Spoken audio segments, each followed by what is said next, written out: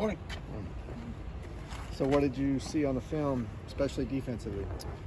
Defensively, there were breakdowns at all three levels at certain times. It wasn't just one thing that stood out, that it was just this position or this player. It's a combination of everybody playing together. So it's about making corrections and moving forward and getting ready for Stanford. So, we just had good meetings with our players, and we watch the film like we normally do every week. It doesn't matter if you win or lose. There's still corrections that have to be made on a weekly basis, and that's what we did in our meetings. And then we'll come out and get ready to play against Stanford team. Can you tell us about some of the corrections that need to be made?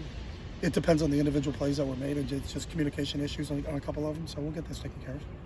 Still being involved in the Pac-12 race, watching the film of Oregon, is it a little bit unique? While you're watching the film, do you think tactically what you could do, what you could correct next time, rather than just... we think about that all the time, no matter whether it's a Pac-12 race or not a Pac-12 race. There's always there's an AAR after every game, so our after-action report in terms of what we did well and what we need to continue to exploit, and then what we need to be corrected, and that's whether you win or you lose. So that's the formula for how we do things on Saturday, Sunday, Monday, Tuesday, Wednesday, Thursday, Friday is always the same, regardless of the results that happened on the week before, because you can win games, but there's still a lot of mistakes that have to be corrected, or you can lose games and play really, really well, but there's one or two things that have to be corrected. So, that's really what the process is about every time when you go through it, and that's how it works for this team. The one thing I told those guys as I walked off the tunnel going into the game is it had been 357 days since we lost our last game. So I think we have to understand that. Last loss we had before that was on October 30th in 2021. And I think they righted the ship and did a great job finishing out the last season with 3 wins, and then starting off this season with 6 wins. There was only one other team in the country, Clemson, that had more wins than us over that span of time. So this is a really good football team. We didn't play up to what we should have played on Saturday, and then we'll move on and we'll see what the rest of the season turns itself out. But our whole mantra since the beginning of the season is pick your head up in December, and we'll see if our body of work is good enough for us to have an opportunity to continue to play after December. So. You mentioned the breakdowns at all 3 levels. How much did Oregon's talent and scheme play into that? I think they have to be. I think Bo Nix played really well. It was the first time I've ever seen him. I thought Bo had a really good game. I think the Franklin receiver is a good player. But they're all correctable mistakes in our opinion. So. Was that surprising? I mean, given the defense had been fairly solid up till Saturday. No, we don't have any anticipation going into games of what results are supposed to be. We play the game, and then you make the proper corrections within the game, and you make the proper corrections after the game in terms of how it happens. So, we don't have any preconceived notions of this should be this or this should be that. I don't think I've ever felt like that going into games. So. When you looked at the onside kick, was there a block that was delivered before 10 yards? No. It was we talk about every single time we take the field, you have to clear your cleats and make sure the ball is kicked. We were a little bit too deep in our initial alignment, and our guys have to make sure that they're aligned in the proper spot. And then we got to do a better job of making sure we rep it enough in practice so that they understand what's coming. But it's something that we have repped in practice before, so this wasn't a surprise onside to us. That wasn't a surprise. A lot of teams do that. When teams score and they're trying to get it in that opportunity, and it was a good play by them. I thought the kicker made a great kick. It traveled the proper distance, and they beat us to the football. So. When you are, scheming against a quarterback that you hadn't seen, like you said, I hadn't seen him in person, but we watched film. It wasn't like right. we weren't prepared for their scheme, and everything they ran in the game, they had run against everybody else during the season, so there were no surprises. I just said, watching Bo Nix play in person for the first time, I was impressed with Bo as a player. Jake Bobo had 100 yards in that game. How have you seen his abilities kind of grow since entering Pac-12 play? I haven't seen his abilities improve. I said this is the same guy that led the ACC in receptions last year. So Jake is what was advertised. And we were talking to Coach Cutcliffe about him, who's a great friend, and we shared with him. He's been everything that Coach Cut said he was going to be.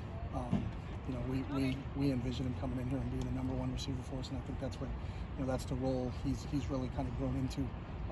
He's got great hands. He's got a great understanding of how to attack coverages. He's got a great understanding of when to sit down in zones and when to exploit man-to-man. He's a little bit probably quicker and faster twitch than I think people give him credit for, just because he's such a tall receiver. But what Jake is doing right now is, I think, what everybody kind of thought. Because if you watched him last year at Duke, I think everybody in the country knew that Duke was throwing the ball to Jake, and he still led the league in receptions. So he's been doing this for a couple of years now, and that's a credit to how good a player Jake is. What makes him and Dorian so compatible? I think Dorian's smart and knows that if you have a 6'5" guy that's open all the time, you should throw it to him. And they got a good relationship that way. So Dorian knows if he throws it, there's a pretty good chance it's going to be a completion when he throws it up to Jake. So. Your books and ball culture, is that almost like an Ivy League model in the Pac-12? No. I would think the school we're playing this week takes academics somewhat seriously. So I wouldn't want to slight what David does at Stanford. So I don't think that's an Ivy League at any stretch. I actually don't think it should be. And I don't know if you're saying that in a negative connotation, No. but it should be everybody's mindset when you're in college, isn't it? Well, a lot of people don't do it to the elite level that you do with some of the GPAs and grad school things. Okay, I would think there's some pretty good books and ball going on throughout the country that I think we're not the only ones. That's not a mutually exclusive thing just to UCLA, but I am proud of how our guys do it and what their approach is and what their attack is. So. Are there instances you can say that when guys are watching film with you, did they suggest a concept or a play that you've incorporated during a game? Yeah, we talk about things like that all the time. Is there any specifics you remember? I don't remember anything specifically, but there's a lot of give and take with our players, and the same thing goes on the sideline. Hey, I think I'm getting more inside leverage. I think we should go to this. All right, that's great. If you feel like it, because sometimes you can't tell leverage when you're on the field. All right, then let's call this with an outbreak instead of with an inbreak. So yeah, that's part of it. Now you got to know who you're talking to, because there's some guys that when they tell you what's going on, when you add the people up, there's 13 guys on defense, so they're probably not giving you the right picture. Now there's other guys that you can implicitly trust. John Gaines says something, you implicitly trust John Gaines. Some other guys say some things, you just tell me what you got. I got a 3 technique, a 5 technique, a 9 technique, a shaded nose, and 2 linebackers up above.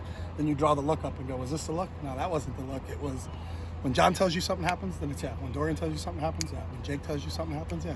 You listen to those guys because they get a better feel. Hey, this guy keeps biting. Every time I try to break in on a route, he's biting on a route. Then we have counters to what other people do. So you have to get feedback from the players. But there's also receivers that if you listen to them, they're open on every play. I was open. Well, yeah, you were open because the ball was thrown over there and everybody ran over there. At the end of the play, you were wide open. But great, when the quarterback was ready to throw the ball, were you open? And then they can't answer that one. So, but there's guys, and you know through practice and what goes on out here that, you know, when they say something, you can trust them and say, all right, let's try to do that. But yeah, we talk about that stuff all the time. That's what the in between plays, in between series goes on the sideline. And it may come from a coach. Jerry will say, hey, we think we're getting a bunch of this. So I said, all right, you know, gone talk to Dorian how to see fit. Is he seeing it the same way? All right, then let's go back and let's maybe move on to this one instead of before. You know, that may have been farther down the list, but we may move it up the list. So. Mo Osling had 17 tackles in that game. What's that say about him, his development? But what's that also say a little bit about your defense's performance? You shouldn't have a free safety with 17 tackles. But that also is a credit to Mo and the type of backstop that he is back there. You know, and I think he's playing football at a really, really high level right now. And we're really pleased that he's with us. But I don't think that's a recipe for success as you move forward to unless you're blitzing your free safety every play and he has 17 tackles, and that's a good thing. But we weren't blitzing Mo every single play. So, you know, we need to get a little bit more production and get those tackles evened out, and then we're doing a good job on the defensive side of the ball. And when we have in our other 6 games, I think you could see that. You know, he was up there with the leading tacklers, but he wasn't head and shoulders above like he was on Saturday. So.